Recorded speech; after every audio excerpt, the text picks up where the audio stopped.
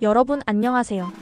오늘은 많은 남성분들이 겪을 수 있지만 쉽게 이야기하기 어려운 주제, 바로 남성 요도염에 대해 쉽고 재미있게 풀어볼까 합니다. 혹시 요도염이라는 단어만 들어도 왠지 모르게 찌릿하고 불편한 느낌이 드시나요? 걱정 마세요. 오늘 이 영상만 끝까지 보시면 요도염에 대한 궁금증이 싹 사라지고 어떻게 예방하고 대처해야 할지 자신감을 얻으실 수 있을 거예요. 자, 그럼 시작해볼까요? 우리의 건강은 소중하니까요. 먼저 요도염이 정확히 뭘까요? 간단히 말해서 요도에 생기는 염증 또는 감염을 의미합니다. 요도라는 기관은 소변이 몸 밖으로 배출되는 통로를 말하죠. 남성의 경우 요도의 길이가 여성보다 훨씬 길기 때문에 방광에 염증이 생기는 방광염보다는 요도에 염증이 생기는 요도염이 더 흔하게 발생한다고 해요. 왠지 좀 억울한가요? 하지만 해부학적인 차이에서 오는 어쩔 수 없는 현상이랍니다. 그렇다고 해서 이 요도염을 대수롭지 않게 방치할 수는 없겠죠? 요도염을 제때 치료하지 않으면 다양한 합병증을 유발할 수 있기 때문입니다. 그렇다면 이 요도염 대체 왜 생기는 걸까요? 그 원인을 크게 두 가지로 나눠서 좀 더 깊이 있게 파헤쳐 볼까요? 첫 번째는 바로 감염성 요도염입니다. 이 감염성 요도염은 전체 요도염 발생의 압도적인 대부분을 차지하는 주범이라고 할 수 있어요. 놀랍게도 가장 흔한 원인은 바로 성접촉입니다. 그래서 의학적으로 요도염을 성병의 한 종류로 분류하기도 합니다. A성병이라니 너무 무섭고 꺼려지는 단어인가요? 하지만 미리 알고 조심하며 적극적으로 치료하면 얼마든지 극복하고 예방할 수 있으니 너무 걱정 마세요. 중요한 것은 감염의 위험성을 인지하고 적절한 예방 조치를 취하는 것입니다. 이 감염성 요도염을 일으키는 대표적인 세균이나 바이러스들은 클라미디아 트라코마티스, 임균 임질균, 단순포진 바이러스, 그리고 트리코모나스 등이 있습니다. 특히 임균성 요도염은 임질균이라는 녀석 때문에 발생하는데, 이 녀석은 감염되면 증상이 아주 뚜렷하고 심하게 나타나는 편이어서 비교적 빨리 알아차릴 수 있습니다. 두 번째 원인은 바로 비감염성 요도염입니다. 이건 성접촉과는 직접적인 관련 없이 생기는 요도염을 말해요. 예를 들어 우리가 일상생활에서 사용하는 비누나 샴푸 혹은 특정 화학성분이 들어간 세정제 등이 요도 부위에 직접 닿아 화학적인 자극을 줄 때 요도염이 발생할 수 있습니다. 에이, 설마 그런 걸로? 라고 생각하실 수도 있지만 민감한 부위는 예상치 못한 자극에도 반응할 수 있답니다. 또한 자위행위를 너무 과하게 하거나 잘못된 방법으로 자극을 주거나 혹은 의료시술 과정에서 요도에 카테터 소변줄 삽입과 같은 물리적인 자극이 가해졌을 때도 염증이 발생할 수 있습니다. 나는 그런 거 안 했는데? 라고 말씀하시는 분들도 있을 수 있겠죠. 드물지만 자가면역 질환, 예를 들면 우리 몸의 면역 체계가 스스로를 공격하여 염증을 일으키는 배체틀병이나 반응성, 관절염 같은 전신 질환의 한 증상으로 요도염이 나타나기도 합니다. 이 외에도 요도 입구가 잘 열리지 않는 진성포경 상태의 남성, 월경 중 콘돔 없는 성관계, 항문 성교 시 콘돔을 사용하지 않은 경우, 그리고 심지어 오염된 물에 노출되는 경우, 예를 들어 위생 상태가 좋지 않은 수영장, 공중 목욕탕, 혹은 청결하지 못한 공중화장실 이용 등도 비감염성 요도염의 원인이 될 수 있다고 하니 생각보다 원인이 참 다양하고 우리 주변에 도사리고 있다는 것을 알 수 있습니다. 그러니 항상 깨끗하게 관리하고 조심하는 것이 중요하겠죠? 그렇다면 요도염에 걸리면 어떤 증상들이 우리 몸에 나타날까요? 증상을 빨리 알아차리는 것이 조기 진단과 치료의 핵심입니다. 가장 흔하고 괴로운 증상은 바로 배뇨시 통증이에요. 소변을 볼 때 요도가 따끔거린다거나 마치 뜨거운 불에 댄 것처럼 타는 듯한 화끈거림이 느껴질 수 있습니다. 아, 생각만 해도 고통스럽고 끔찍하네요. 이런 통증은 소변의 처음부터 끝까지 지속되기도 하고 소변 끝 무렵에 심해지기도 합니다. 또한 요도 끝부분이 간질간질하거나 불편하게 화끈거리는 느낌이 들 수도 있고요. 심한 경우에는 요도에서 분비물이 나올 수도 있습니다.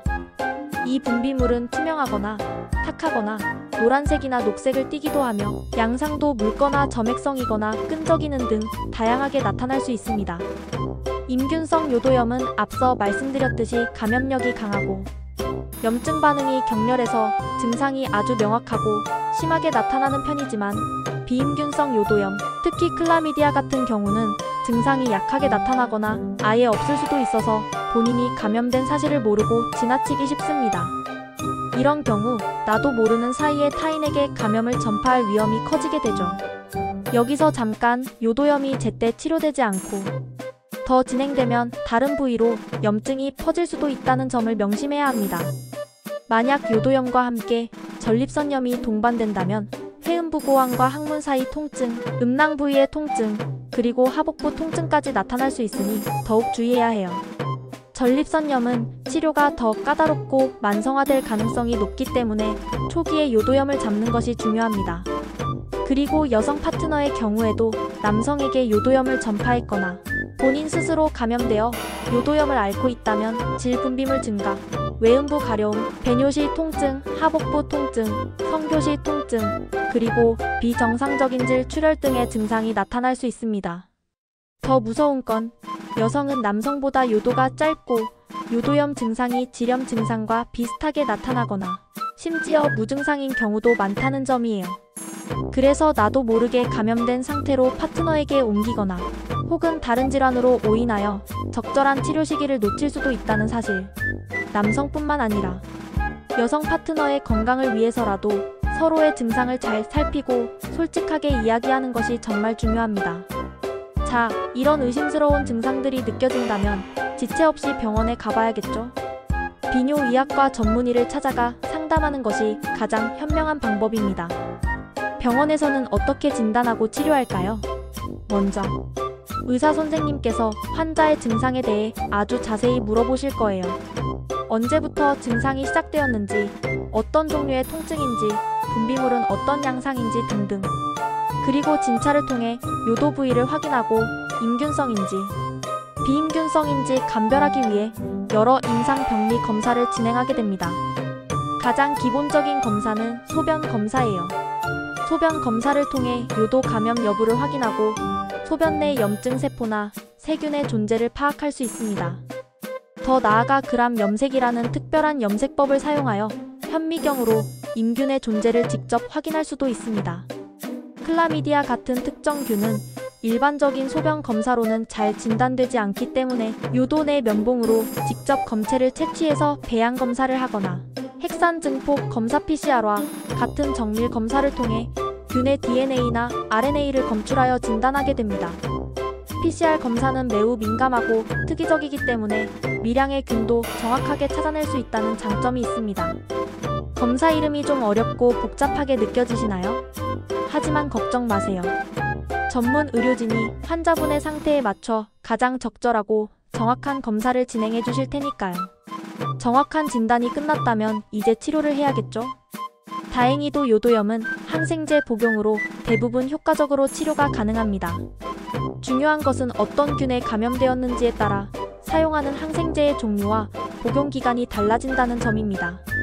임균성 요도염의 경우에는 세프트리악손 CFTRIAXON이 또는 스펙티노마이신 SPCTIN, OMYCIN 같은 강력한 항생제를 근육, 주사로 투여하거나 세픽심 CFIXIME, 사이프로플록사신 CIPROFL OXACIN, 오플록사신 OFL OXACIN 등의 경구용 항생제를 복용하게 됩니다.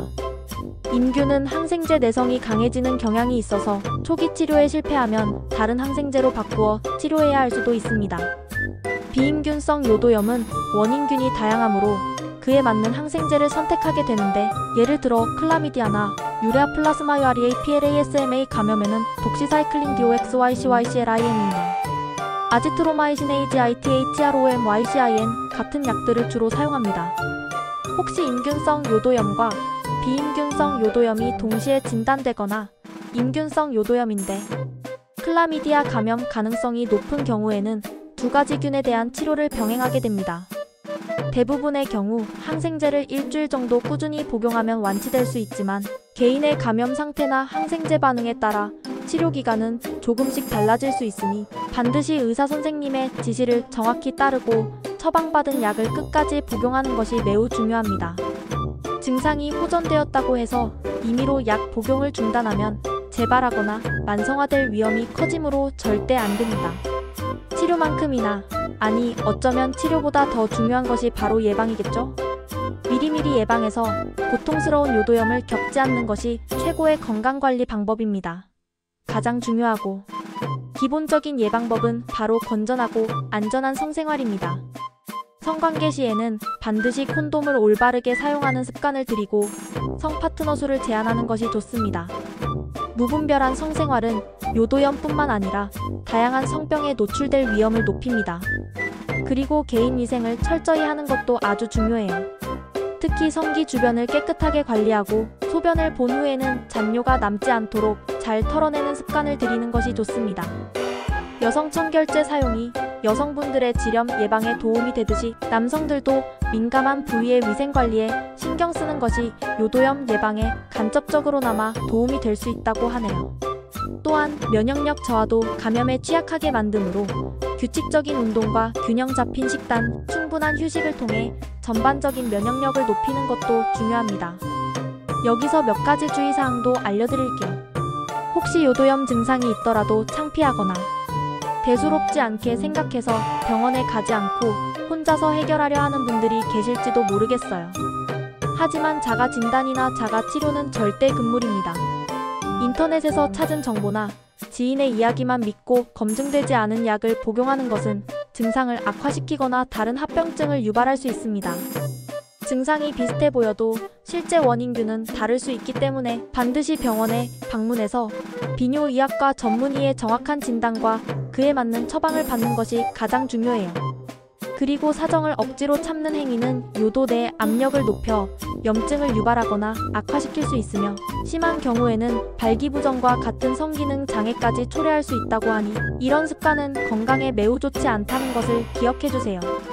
마지막으로 요도염 치료 중에는 알코올 섭취를 피하는 것이 좋습니다.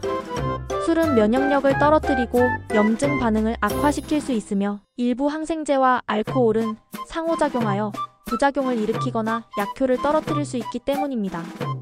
충분한 수분 섭취와 함께 안정된 컨디션을 유지하는 것이 치료 효과를 높이는 데 도움이 됩니다. 그리고 흥미로운 통계와 연구 결과도 하나 알려드릴게요. 포경수술을 하지 않은 남성분들이 포경수술을 한 남성보다 임균성, 요도염을 포함한 특정 성병에 걸릴 위험이 더 높다는 연구 결과들이 있습니다. 이는 표피 아래 습하고 따뜻한 환경이 세균 번식에 더 유리하기 때문으로 추정됩니다. 또한 질병관리청의 통계에 따르면 2021년 요도염으로 진단받은 환자 중 약 85%가 남성이었다고 합니다. 이 수치는 남성에게 요도염이 얼마나 흔하게 발생하고 있는지, 그리고 결코 가볍게 넘길 수 없는 질환이라는 것을 명확히 보여줍니다.